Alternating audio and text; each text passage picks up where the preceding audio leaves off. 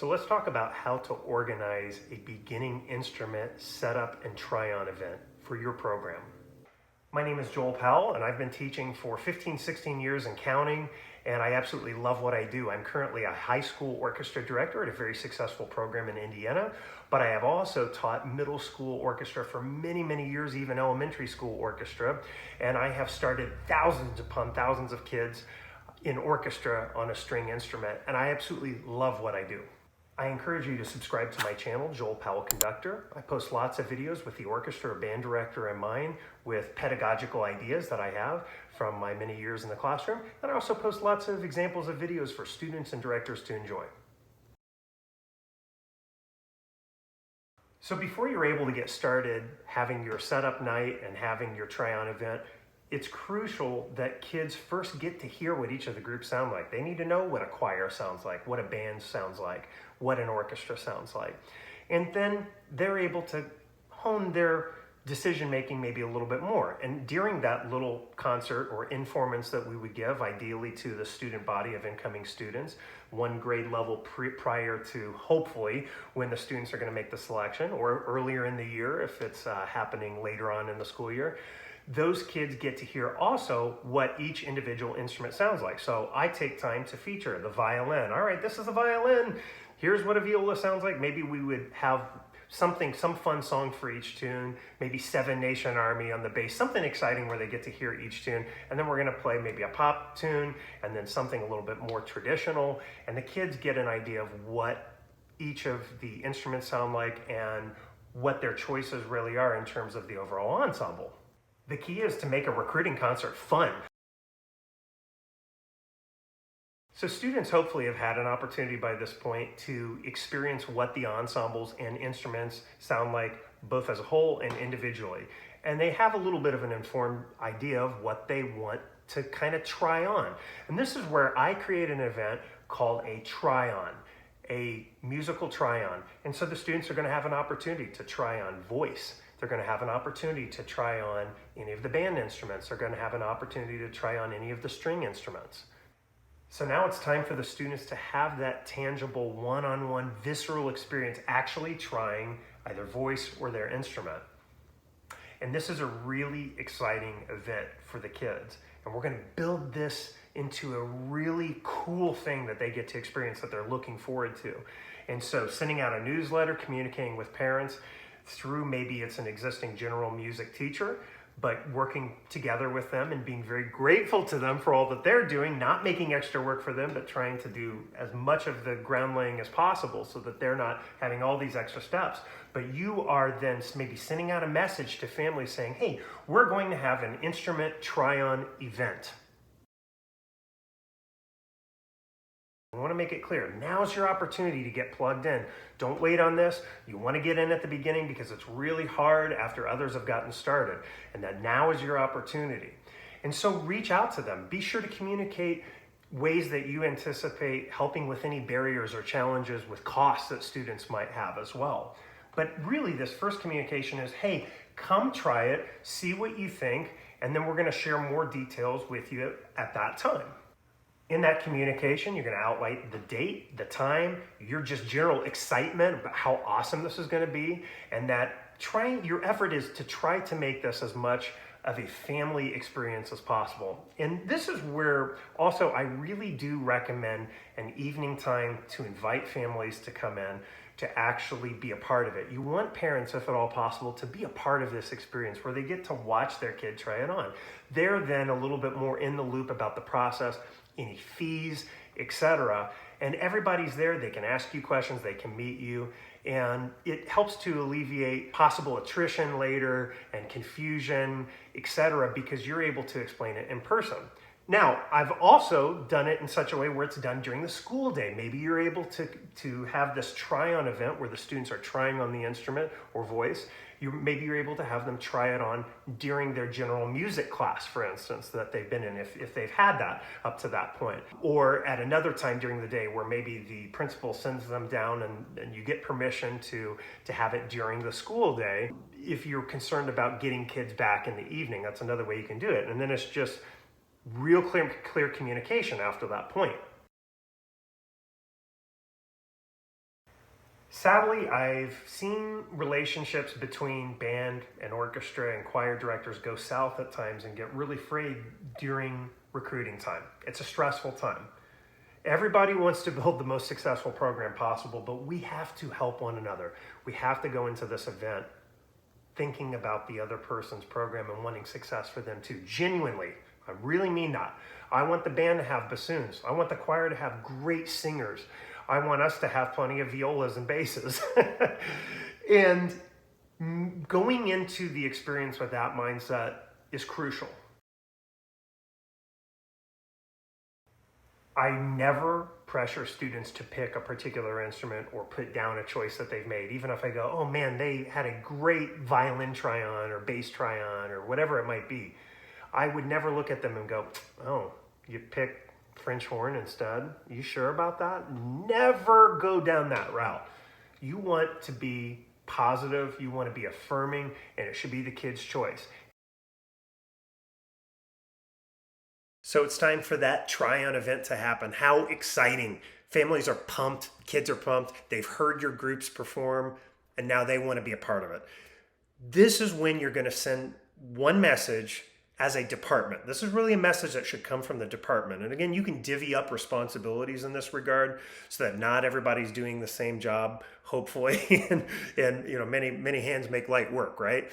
But you're going to send a message to the families that just basically expresses, hey, it's time to pick choir, band, orchestra, and we're really excited for you to get signed up and to join the family and to have a great time this next year.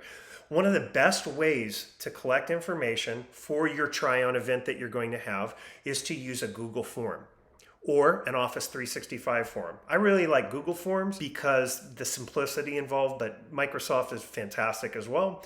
And you're going to use that to collect the data that you see here on the screen, which is essentially information that you need for the try-on night and that they need as well. So it's try-on sign-up, and this is for them to get in the door. They need to complete this form in order to be registered to come try an instrument or to come try singing. Otherwise, we can't consider you, and that's basically what that first paragraph says. Now, of course, we'll track down and we'll still take kids on board, but the idea is that we're going to do all the heavy lifting now.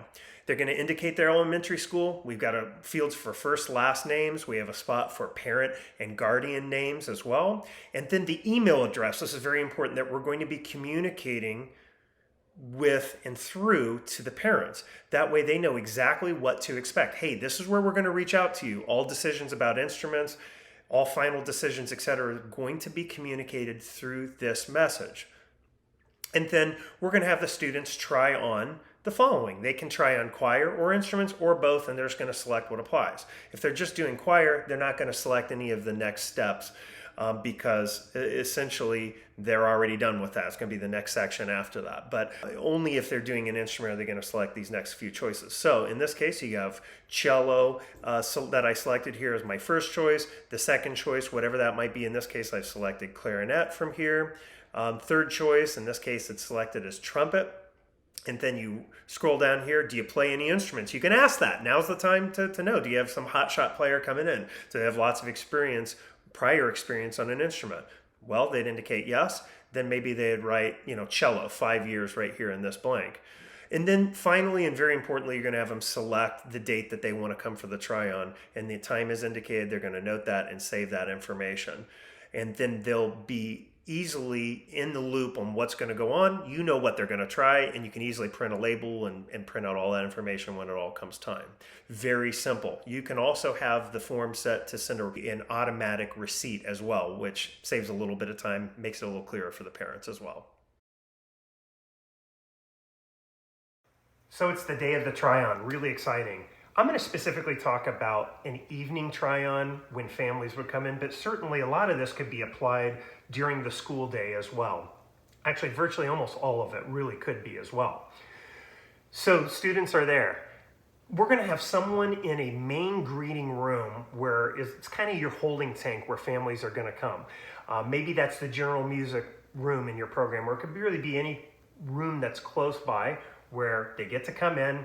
Maybe you have a PowerPoint running in the background showing highlights of the program and really just making it exciting for families.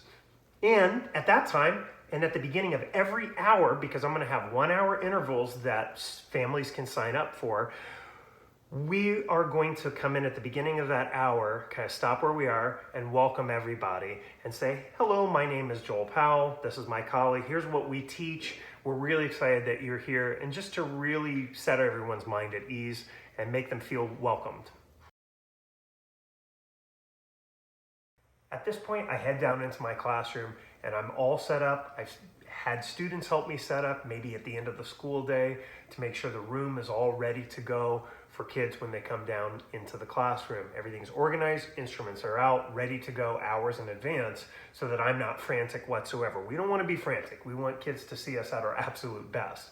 I'm also going to have volunteers, student volunteers, who I can trust, who are really great and positive. Maybe it's high school students that you can really trust too, or advanced middle school students, but they are also acting as ushers and bringing families between the different spaces. We have students strategically placed in the hallways to help families know exactly where to go because it's confusing. They might be new to the space. So I've created a really helpful form for when students are completing their try-on, because the try-on needs to be a simple, fun process. You don't want to be writing a ton. You want to make it really easy. So come take a look at my form here that I've created. And you can see right here I have a spot for the name label. And this is where we just have last name, comma, first name, most likely, organized in that way. And I would use that data that we collected from the very first form that we sent out for families to complete, and we just mail merge that in. We print it for every single person. Band has theirs. Now we might have band and choir on the back side of this. In this case I just have orchestra, but you might have at this event kids going through the entire process and keeping one form and then giving that form at the very end. Typically it's the way we've done it, but you can also have one form that you collect at the end of just the orchestra portion. So coming back to this form again, you can see here that we have violin, viola, cello, bass, the name of the instrument, obviously the size that we tried them on. So if it were a full-size instrument that they're best suited for, I would indicate that. If they did really well, I might write that over here in the comments, nice job. I want to be really encouraging, and you can see my terrible penmanship, but you can see that I like to really give a lot of positive affirmation in this process, particularly if the kids are going to see the form. I want them to feel great about it. Now, coming back over here, you can see for the try-on field, this is a little vague and might not make a lot of sense. This is my internal rating system, and I don't want kids to ever feel bad about it. Y is the best, P is good, A might be like average, and Z is like maybe not the best fit. So the Y would be the best. If they were really strong in that, I would indicate that. Maybe on viola it was more of a P, but this YPAS sort of indication. And it just helps me to know exactly how well suited they were for the instrument. And again, we never want a student to walk away feeling bad about going, oh, I got an F on that. That's why that system's intentionally vague. And it means something to me, but it doesn't necessarily mean anything to an outsider looking at it right away. We want the kids, again, to feel great about the process. I've linked below the form so you can specifically use that if you would like to, that rating system. And feel free to edit it, change it however you would like, but hopefully it's an additional tool in your toolbox. So obviously we want to try to honor students' wishes and try to get them on the instrument they really want to be on. But it's also important to make sure that you're honestly guiding kids to give them feedback on what they're really experiencing success on, where potential challenges might be. And if they have an instrument that they're even more successful on, to maybe help guide them a little bit in that regard. Again, without pressuring the students, but to encourage them to explore that instrument. And again, that's where that rating system and that internal rating form really helps, and helps you in those final decisions that you're making when things are close, ultimately setting the student up for maximum success. We don't want them to be frustrated down the road. We want them to be excited about orchestra, excited about band, excited about choir. And part of our obligation is to make sure that we are getting them on the right instrument. So it's a combination of really trying to honor their top wish and what they are going to be most successful playing. So when students are coming into your room, you want to have a really great system. I usually have chairs kind of off to the side where families can enter and have a seat. and then students will come in through the doorway. I actually have a special student to help me, which is my son, Gavin. Come on around, Gavin. Wave to the people. All right, so my son, Gavin, kindly volunteered to be an example try-on student, and he actually went through this process recently. Tell him what you're going to be playing, actually. French horn. French horn. Good selection. It's okay. The string down. I'm very happy about this. I get to be a band dad, which is great. So he would come in and I'd say, hey, nice to meet you, buddy. I'd fist bump him. I'm going to make eye contact. What's your name? Gavin. Nice to meet you, Gavin. I'm Mr. Powell. I would tell him, hey, so I'm really excited to have you come try some instruments today. Let me take a look at your shoe. What are you trying today? I'm trying violin, cello, and trumpet. Awesome. And again, that would be on the top of that label that we have printed on this form, which I'll cut to here in just a minute so you can see that. But great. So you want to try those instruments? I tell you what, you want to try violin today, right? Yeah. Come on over, and I would greet the parents too if they're there in the evening as well. Then we come right over here, buddy. I'm going to have you stand right here. And we'll try to get a good viewing angle where you can see exactly what we're going to do. I'm going to have the instruments out and about. So go ahead and stand right here, Gavin. Just nice and loose, nice shoulders, nice and relaxed. Go ahead and face me. All right. Roll your shoulders out like this. You look like a pro already. You're built like a natural string player here, all right? So now, like a zombie, reach your left arm out and right out in front of you. Dangle it right like this. Good. And then I'm going to just kind of very lightly touch to help here. Great. You're going to put your hand right over here. Very nice. And then we're going to bring the instrument up, just nice and relaxed. I'll help guide you. Jaw up. Bring it on your left shoulder. Look over your left shoulder and down the telescope. Plot right there. You look like a pro. Look at that. And then we're going to bring this left hand buddy right over here, okay? We're just going to rest it right there. Tap your fingers a few times like a spider. That's awesome. Give me thumbs up in the right hand because violin's cool. Mm-hmm. All right, bring your thumb onto the side. Plant it right here. Bring your thumb right up here. Plant it. Good. And make a letter L like this because we're going to listen to you. Pointer finger out. Okay? And can you pluck each of the strings one time? And you can be kind of firm with it. It's okay. Good, and try to pluck right here. And let's go back the other direction now. Start from highest to lowest. I'm noticing that he followed my directions really well. He went from high to low. He understood that concept. I'm going to indicate that probably on the form when I go to write that. Awesome, very, very good. All right, so now I know you didn't come to just pluck the strings, right? You actually want to use this magic thing here, right? Oh, wait, which is a bow, right? Okay, so now make a nice round O, like an Oreo. Do you like Oreos? Yes. Awesome, they're so good. See, I'm establishing rapport and relationships again. So we're going to put your hand around, just nice and relaxed. The softer, the better. That's really good. Nice, soft thumb. And notice, I'm not going to get too caught up with posture, anything with posture. I'm going to help support the violin over here, if it's violin I'm doing. See that? How that sounds? Isn't that cool? Yeah. Let's go to the lowest one. Let's go to the highest string over here. Good. I'm going to have you trace this line. See this line? How I'm going back and forth? Can you trace that line? Keep it right on that line. It's pretty good. How about the highest string? You get the higher one? It's really good. And just open your elbow. Right from here. Good. And then let's go back down here. How about to the next one? This is the D string. Good. That's tough to do. Nice job. Let's go to the lowest one, which is one over. That's really great. Okay, great. Freeze for a second, Gavin. That's awesome. Now, I'm going to have you play a song, okay? Do you know the song Hot Cross Buns? Yes. Have you learned that on recorder? Yes. Yeah, all right. So again, we're going to access prior knowledge.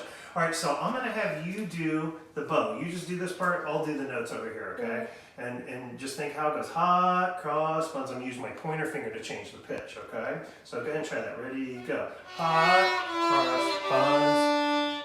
Hot cross buns. Now fast. 1 a penny, 2 a penny. Hot cross buns. Just like that. That's awesome, man. Now, this is really important. I'm going to give him a second to just mess around with it. I'm going to tell him, take a second and mess around with it. We want them to have a moment to actually try it on their own without us being interfering. So let them have fun. I'm going to go over to my sheet. I'll start to take some notes. All right. Awesome. So great. Notice I just take it away instead of saying stop. I want everything to be positive. Great job. And I just take it away because you're very welcome. Oh my goodness, you're very welcome. What did you think of that sound? Did you like it? Yes. Awesome. Now what else was it that you wanted to try? I wanted to try cello and trumpet. Cello too, okay, and then we would go to cello, and I would do the same process on cello, same process on bass if you wanted to try bass. In viola, same thing, and in viola, since they're similar to violin viola, maybe they might like that more mellow sound, but notice I'm asking him what he would like to do. And at the end, if you got time, you can always ask, is there anything else you would like to try, right? And he can do that. And then I'm going to be really encouraging. And what wind instrument were you going to try? I was gonna try trumpet. That's awesome. Well, see what you think about trumpet. That's a great sound. So let me know what you think. Okay, if that were the last string instrument that you were to try at that point. Okay. Okay. The key is to keep it fun, non-judgmental, and to keep it positive. We want them to have a great experience when they're trying on the instruments. And again, notice for him, full size. That's a full-size violin. That might be a little bit large. So if I notice that in the moment, I'm going to try a different size instrument. And again, I would always err on the side of a little bit smaller size instruments because that's going to be a little bit more comfortable. There's more tension that comes with the larger instrument.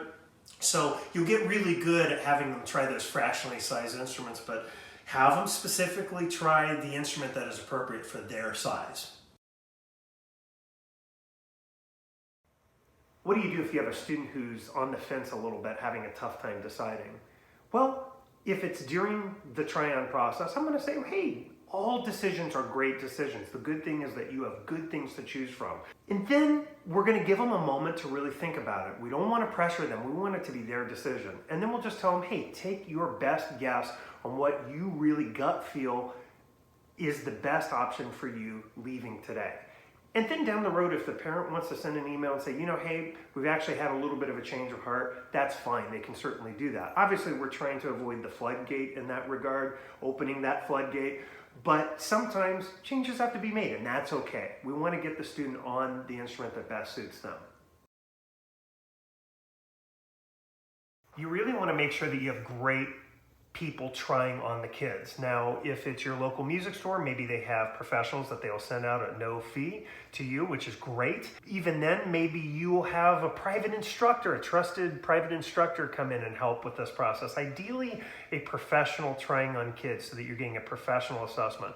This is where if you have no other option, you might be able to train a really advanced high school student to help with this, but you really want someone really with the experience of working with kids and experience engaging student ability and aptitude on a particular instrument. So I would not skimp here. And if you have a booster to be able to pay them, I would do that, or at least thank them in some way, certainly, but have great help there to assist you. And then, of course, you can have high school students bringing students back and forth, once again, in and out of the classroom and helping to guide the process and being the face of the program and being welcoming and gentle with the kids. Involve the parents in the process. Encourage them to take some pictures of their kids trying on the instrument. This is an exciting event. And I can tell you as a dad who's personally been through this with my own son, that's a really cool thing to be able to watch. And I've got pictures of that event. And them being involved in the process really helps. And you can give just a general information sheet too when they go to leave, kind of as they do their exit survey, which I'll talk about in a little bit. But just hey, here's a reminder, here's the night we're going to be doing this information night for band, orchestra, and choir. But involving the parents as much as possible. Of course, digital is great, and really I've kind of gone to that process. I've tried to get away from as much paper as possible. The only paper that I have that follows the kids, once again, is that instrument try-on sheet where it's kind of my internal rating system. Again, where I never want a child to feel bad about that experience. I want them to feel built up. But it helps me to be able to write down feedback, and then I can refer to that, even though I've got my digital system. And then later I can also put in instrument sizes into the spreadsheet so I have that information to give to the parents so they know what size to select when they go to their local music shop, whatever vendor we're bringing in, or I personally know what instrument size to assign them if it's coming from my inventory as well. So students have gotten to try their instrument selections or vocal selections, and now they're kind of at the end of this process, and they're going to show us exactly what their preferences were. Now, it's important to note, my goal is always to honor their first request. Sometimes we can't always do that. We can't always have 25 double basses in an orchestra, right? And so we're going to look at kind of the big picture. I'm always going to do my very best to honor their requests, and usually we come pretty close to being able to do that. But if it comes down to it, and maybe I've got a million violins and my colleague has no bassoons and I have a student who selected violin and bassoon, well, then we have information from this form to go, okay, they were close. Maybe the student said, hey, I liked bassoon as much as I like violin, even though they maybe placed violin kind of right at the top of their list as their first choice. So this helps to give us direct feedback so that we can get students on the instrument that suits them best and hopefully their first choice. But if not, their second choice. And usually never the third choice that we have to go to, but we have that information. So there's a performing arts try-on exit ticket, as you see here on the screen. They're going to click the elementary school maybe that they go to or whatever middle school they've been at. However it's arranged at your school, you can obviously add or take away any of this information. And again, I'm going to link this form below. Their first name, their last name, parent guardian name as well. And then you have them list, and this is very important, the email address with which you will be communicating final decisions about instruments. And this is super important because if they make a typo, and I've had this happen again, then they don't get the information. So very important. Now you could also have another field if you wanted another parent email field. I just keep it simple with one email address, and I tell them, hey, watch your junk box too, just in case. From time to time that'll happen. Then they're going to select, okay, after my try-on, what was my first choice that I had? Well, all right, they can just have this drop-down menu and they're going to select. All right, first I felt, and you can see I have it selected as required, I felt violin was my top choice. And I felt like that was a 10 for me. And my second choice, boy, I really loved bassoon. And for me, that was a 9. It was almost as close. So then, say I've got a million violins, my band colleague has no bassoons. Well, this then is the way that we can look and we can still try to honor the balance between all of the instruments while honoring the student's wishes as well. And so it's that careful balance. Again, we're trying to give them that first choice, but if it's really close between the two, we could see, you know what, they'd still love bassoon. And then, third choice, maybe that was bass. And bass in this case was maybe more of like a 6. So then that tells me right away when I look at this data, I really need to try to honor either their first or second choice, as opposed to trying to go to their last choice, which really was a pretty distant third place. Or maybe all three of them were close, etc. This just gives you the power to have informed data. And then they're going to select if they had any private lessons on any of the instruments. Say they did, then they would say, okay, yes. And then they're going to say on what instrument. Maybe it was violin. They're going to type that in. And they would say, 4 years. And they could indicate more information. You could get more specific if you really wanted to. And then any comments that they want to write in as well. You could also add to the bottom of this form any other instruments they specifically do not want to play. I've seen that done before, but in this case, this usually works pretty well for me. I only have the first response selected as a you must respond, which is, okay, what was your first choice? If it was choir, that's right at the top, or whatever string instrument, then following that. And then second and third choice, I don't make them fill out, but we encourage them to do that. And just in case, hey, in case it's tight between them all, we have to kind of move things around, then you please help us with that information. But generally, they're going to give us the 3 responses, which is helpful. And this is a really fast way to be able to collect this information then. As you're completing the try-ons, what's really helpful is to look at the data in real time so that you know, okay, how many students am I getting on each instrument? This is where Google makes it really easy to track this information. And again, Google Forms is completely free, so this is no cost, which is extremely helpful as well.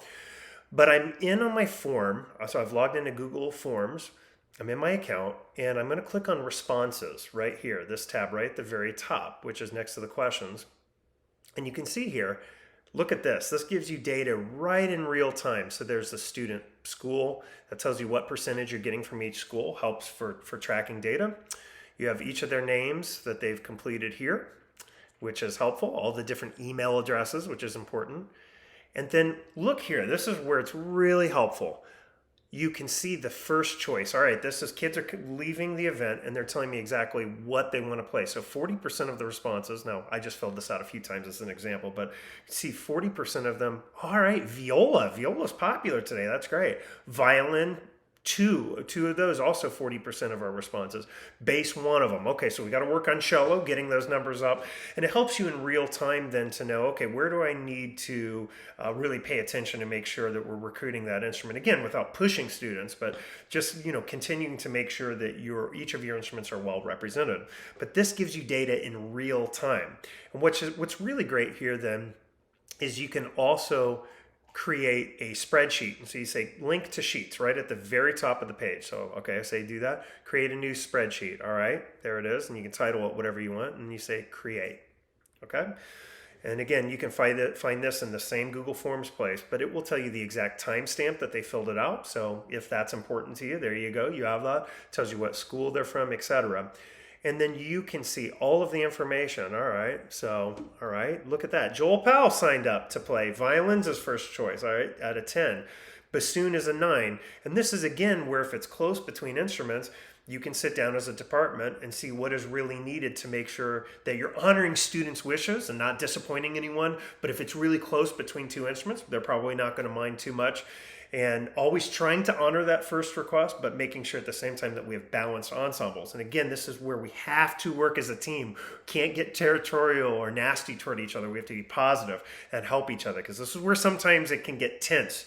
But if you see a colleague in need, help their program and make sure that their program gets what they need while you also get what you need in your program. And you can see, I can scroll right on over and I can see, oh, okay, now wait a second, he played violin for 4 years. All right, that's something to consider here. Any comments that they might have put in as well. And then what's great is you can even just simply paste all of these email addresses, or copy them rather, and then paste them wherever you need to. And I'll also show you how you can use mail merge, which is a really helpful tool when it comes to ultimately sending a message that's individualized.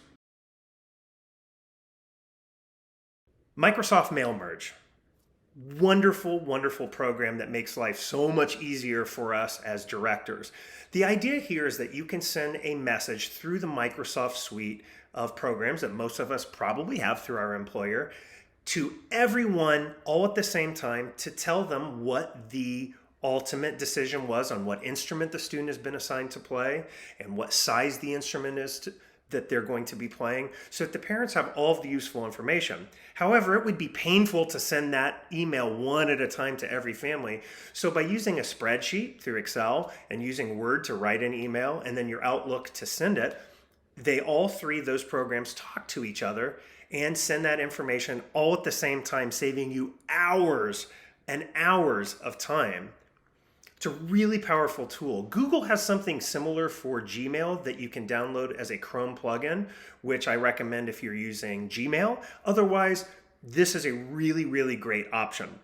So you can see on my screen here, I have mail brought up. Now, I'm on a Mac doing this, but for Windows, it's very similar. This very first step you would skip if you're on Windows, but this is important. If you're on a Mac, you want to open Mail on your Mac, the built-in program, and then click on Mail at the top, click on Settings, and then make sure that it says under default email reader that it says Microsoft Outlook. Otherwise, this will not work. And I remember when I first tried to do this, it didn't work. I couldn't figure it out. This is the step that's really important, okay? Once you've selected Microsoft Outlook, you're gonna close that box and restart your computer just to make sure the changes have taken effect. Then you're back in your computer, all right? And I'm gonna just kind of go for just a moment here you can see that I'm going to go to my Google Sheet that I have from the try-on results. And again, I've collected this information through a checkout survey in my form. And once I'm into the sheet and I've clicked on that, all you got to do to download it to work on it in Excel, Microsoft Excel, is to click File and then Download. And look, right at the top, it says Microsoft Excel. And then just download that to your computer. It's really easy to do. Once I've done that, I've got it on my computer, and I actually have already done some work to this file. Let's pretend that we've already talked to our band director colleague, we've already talked to our choir colleague, and we've decided among those first and second choices, where the student is best suited based on how they played in their try-on, really trying to honor that first request always, which we're usually pretty great about doing. But I've gone through that now, and I've taken all the extra stuff out of this spreadsheet. So I just have, here's, maybe the student's school, their elementary school they go to in this case, their first name, their last name, the size of the instrument that they're playing. That's very important to add that in. I've gone in and I've manually added that from the paper where I did the sizing. This takes a little bit of time, but it's not bad if you just alphabetize the papers. Have a student do that for you to help save time, or a parent volunteer. It'll go really fast then. And input those sizes for their top choice instrument. You can also input the sizes for their second and third choices as well, in case ultimately you come back to having them play those instruments. You have the parent name, the email, and very importantly, the instrument that they have been assigned to play. So all that's in my Excel document. I've saved that to my desktop here. And then to really get this mail merge firing on all cylinders, then we're going to go into Microsoft Word. You can see I have that open right here, Microsoft Word at the very top. And I have a little letter that I have written to families. And this is the letter I want to go out to every single student who's going to be in my orchestra for the following year. And again, it would be painful to have to individually go in and manually change every name. If you have over 100 beginners, my goodness, you'll be at this all day, and it's not necessary. So instead, I've written this letter. You can see I'm welcoming them. I've capitalized in all caps some of the fields that I want to change, okay? In order to, like, I don't want it just to say name, I want it to say the actual student's name, right? At Example Middle School Orchestra, your student's instrument is the instrument. Well, I want it to say what the instrument is and what the size of the instrument is. So here's what you do, really simple. Go up to the very, very top of this, and you're gonna go to where it says mailings. You can see that option right at the top. And you're going to go under where it says Start Mail Merge. Now in Windows, there is a step-by-step wizard you can do to do the same process, but the steps really are just about the same on the Mac as well. I obviously want to send email. And before you start typing this email, it's really better, instead of having it selected as normal Word document, have it selected as email message, just because sometimes it can move around the formatting, especially if you put pictures in and that sort of thing. Mine's pretty simple, but have that email messages selected. So again, Start Mail Merge, email messages. I click on that. All right, then a note comes up and it says select the recipients. It needs to know who to send this message to. No problem. Okay, so I'm going to click select recipients, and then I go down to where it says use an existing list. Again, I want to use that spreadsheet that we just showed on the screen. So I'm going to click on that, use an existing list. And then I've got mine saved on the desktop, but yours might be wherever it is. There it is, there's the form. I click on that. You'll get a warning message. It just said it needs to be open. Just say yes to that. It's a security thing and you're fine. Just click on that, open workbook, okay. All right, so all of that is in. Now, our spreadsheet is talking to Microsoft Word. It knows what fields will ultimately go in here. So then I'm going to go over to where it says name. I don't want it to say name. That would be very strange in a message to kids. I want it to say the actual individual child's name. So I go under where it says insert merge field. Then I click on first name. I want it to say the student's first name that they entered. To the Example Middle School Orchestra, your student's instrument is the instrument. I'm going to select that, just highlight it, and then go up to the top, insert merge field, and go down to where it says instrument at the very bottom. Boom. And then it says the size is size, all right? Highlight size, insert merge field once again, and go down to where it says size. And now I've replaced that. The middle paragraph, there's nothing to change in there. It just has information on, hey, we're having an information night about orchestra now that you've chosen to do it. And we're going to have you there, and we're going to answer all the questions you have, and we're going to have contracts for you to sign on getting an instrument if you're using an outside vendor. If it's an inventory that you have at your school, then maybe that would be a great time to assign students that inventory of instruments. Then I'm going to go down to the very bottom. I've got one more change to make right here where it says name, and all I do is I'm going to do the exact same thing, highlight name, insert merge field, and replace that with first name. That's it. That's all I've got to do. Now, my letter is ready to go. So it's going to send exactly the way it looks with this font. You can select the fonts that you want, and it'll send like that. And then I want to go up to the very top here. You can see I can also preview results. Okay, so we'll click on that, preview results, and let's see if it worked. We are thrilled to welcome Joel to the example middle school orchestra. Your student's instrument is the violin. And look at that. Let's go back to our spreadsheet here. Look, okay, Joel, yes, did it do it right? Joel, all right, yes, his instrument is violin, great, and his size is 4/4. It got it right. And then at the bottom, it inputted his name correctly again. So it's showing, you can just check a few of these to make sure that it processed the information right, because that would be bad if it didn't. You don't want to send this incorrectly, but it's really pretty intuitive and it should work correctly. The next one also worked as well. Jim, okay, Jim's going to be playing the viola, a 3/4 viola, which would be a 14-inch viola in this case. Jim, 3/4 viola. Yep, it worked. So we know that this worked correctly. And again, how many hours would this have taken me to type in one at a time? Now, I'm all ready to go. Everything's plugged in. So once I'm certain that that list is correct, that I have everything proofread in the spreadsheet correctly, then just click on Finish and Merge up here at the top, which would just be the next step in Windows. And then see where it says Merge to Email? I'm going to pull down to that option. And then where it says To field, I'm going to select Email right there. I've titled that column Email. So it's going to send to the correct student based on each individual row that we have. So this will go to Jim's parents, the one that was on Jim. It will go specifically to Jim's family so that they have that information. And I could type in a subject, Welcome to Orchestra. And then send as, where it says text. You can have it as text. I actually go down to HTML message. That's going to keep all of your formatting. If you do any interesting fonts or colors, you would probably want to select HTML message. If it's just text, then it's not a big deal, but HTML is probably the best bet. And then I click Merge to Mailbox. I'm not actually going to do that right now because I don't want to send a bunch of bogus emails, but then you would just go into your sent box and you'll see all of the messages to every individual family to the correct email address for each child, to their parent. It's going to have a personalized message. And it's that easy, and it's saved you hours. Think about all the different ways that you can use this tool. This is really a powerful, powerful tool. And you can use this tool also to even print name tags and to do a lot of other useful tasks. I sure hope this video has been helpful. Getting beginners started and doing it in a really successful way is important. And I hope that these strategies give you a few ideas on kind of the direction you can take with your program. If you want specific pedagogy input, I have a whole video about how to teach beginning orchestra. It's like a 3-hour long video. It's a very long video, but it has all of like the first few weeks of how I teach it, and I'll link that below as well.